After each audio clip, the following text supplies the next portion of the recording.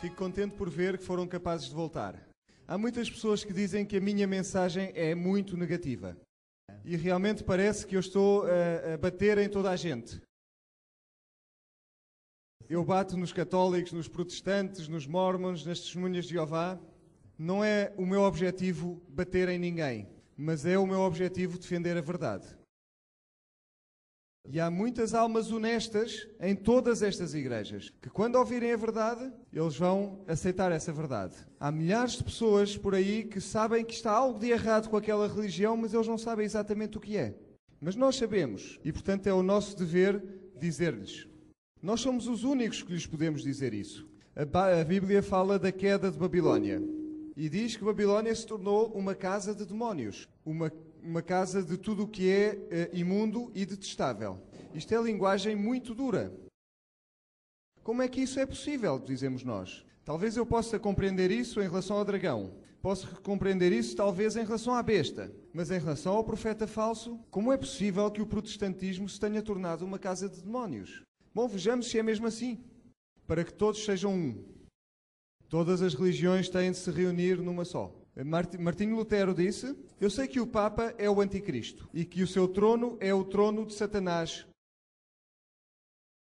Isto foi bastante direto. Se olharmos para o Papa, podemos ver que ele tem aquela cruz nas suas vestes. E de acordo com o ocultismo, esta cruz, que é a cruz de Malta, é o símbolo do sacerdote Horus.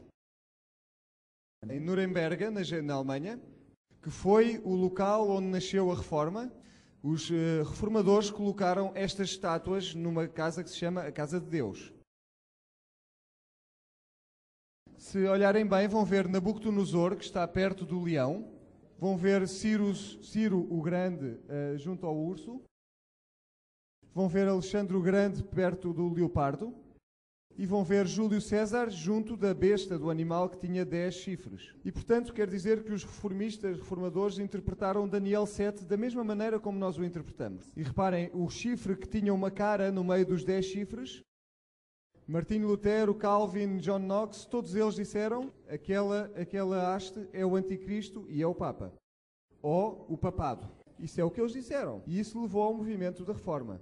Roma disse: a mãe de todas as igrejas. É o que podem ver em São João de Laterano, em Roma, a sua igreja principal, ou uma das.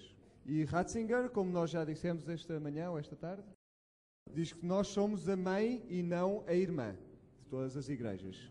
Ou irmãs. Falámos da controvérsia entre os católicos e os protestantes. A versão inglesa da Bíblia, e teríamos ver na Ferreira de Almeida, refere-se ao papado como o homem do pecado. Até hoje, nessa versão inglesa, está isto escrito. A versão da Bíblia do Way diz que todo o clero dos protestantes são ladrões, assassinos e ministros do diabo. Eles não gostavam muito uns dos outros, isso pode-se ver claramente. Na verdade, em 1914, a Igreja Católica escreveu que o protestantismo, esse covil de assassinos, está a morrer devido à sua própria corrupção e não vai durar muito tempo à face da Terra. Bom, nós vimos hoje, pelo menos, que há um movimento que eles ainda consideram que é protestante. Roma diz que este movimento não era de facto uma religião, é apenas uma rebelião. E, portanto, podem ver aqui a estátua que representa a Igreja e depois temos Martinho Lutero e os outros protestantes que estão simplesmente a cair. Falámos do Concílio de Trento esta tarde e neste concílio todas as doutrinas que os protestantes questionavam, na verdade, cada doutrina foi reconfirmada. E vimos que, na verdade, foi apenas o sábado a razão pela qual eles rejeitaram o protestantismo. A transubstanciação foi confirmada, a justificação pela fé e pelas obras, a missa, os 7 sacramentos, o celibato, o purgatório, as indulgências e o poder do Papa. Tudo isto. E em 1854 Maria tinha sido declarada imaculada. E em 1951 ela já estava no céu. E ninguém pode ser salvo sem ser através dela. E portanto o normal seria o protestantismo e o catolicismo juntarem-se de alguma maneira, ou seria normal continuarem a divergir cada vez mais? O normal seria que continuassem a divergir continuamente. Mas os jesuítas foram chamados durante o Concílio de Trento e foram formados em 1540 para exatamente contradizer ou ir contra este movimento da Reforma. E, na verdade, Inácio de Loyola, que foi o fundador dos jesuítas, e Martinho Lutero viviam na mesma cidade. Relembram-se do catecismo jesuíta que nós vimos antes? Diz, não o que diz as Escrituras, mas aquilo que diz o Papa. Leo Lehman, que foi um historiador americano, diz que o objetivo dos jesuítas era e continua a ser destruir os efeitos do movimento da Reforma. E é interessante ler o resto do que ele diz. E voltar a estabelecer o Santo Império Romano da nação germânica. E é curioso realmente, como vimos, que agora tenhamos líderes alemães na Igreja de Roma. A Bíblia diz que a cabeça que foi ferida seria outra vez curada. Roma vai receber o seu poder de volta. Comecemos no Concílio de Vaticano II. E no Concílio de Vaticano II disseram, de algo que foi dito, foi que as pessoas podem ser salvas mesmo estando noutras religiões, com uma restrição. Têm, de alguma maneira, de se submeter ao Bispo de Roma. Mas como é que eles vão conseguir levar esta doutrina de romana católica outra vez para dentro das igrejas? O Concílio de Vaticano II disse que teria de haver música nas celebrações. Isto é interessante, porque o capítulo 3 de Daniel diz exatamente o mesmo, que haveria todo o tipo de músicas quando as pessoas teriam de curvar à imagem. E, portanto, a música é uma coisa muito bonita. Há música no céu, com certeza, mas tem de ser música de adoração, tem de ser música reverente e música melódica. É tudo o que sabemos acerca de música e como ela tem de ser. E tem de haver outra